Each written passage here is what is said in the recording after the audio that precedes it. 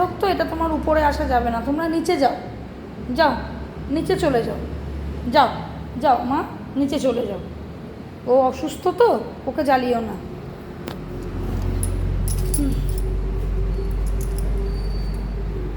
দেখুন দুটো স্যালাইনের ইয়ে, কালকে এত কেঁদেছে, এই পাশের বাড়ি থেকে পর্যন্ত জানলা খুলে বলছে দিদি কি হয়ে গেল এমন।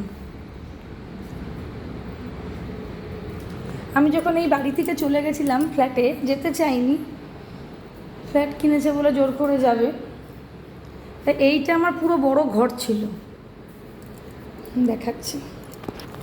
একটা জিমের ছেলেকে ভাড়া দিয়েছিল, একটা অসভ্য ধরনের সব এরা, এখানটা ওরা পুরো ভাঙানো করিয়েছিল, এখানটা আমার পুরো গোদরেজের রান্নাঘর ছিল। তখন আমি ভিডিও করতাম না, খাবার ভিডিও করতাম, সেগুলো তো ছাড়তাম না।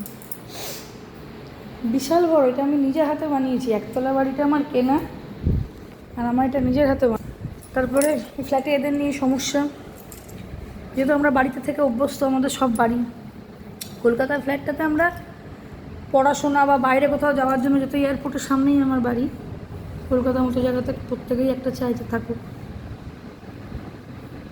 ওই কারণে আমার নেওয়া, নাহলে ফ্ল্যাটের থেকে বাড়িই ভালো।